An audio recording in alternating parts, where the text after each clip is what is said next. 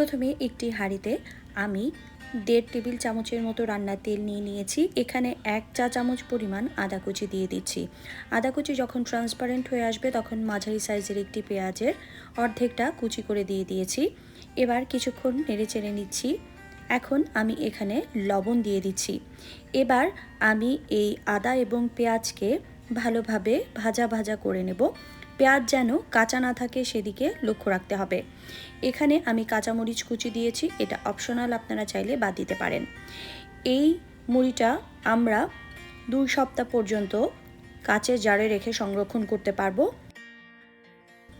আমি এখানে 2.5 কাপের মতো মুড়ি দিয়ে দিয়েছি, সেই সাথে 1 টেবিল চামচের মতো সরিষার তেল দিয়ে দিয়েছি।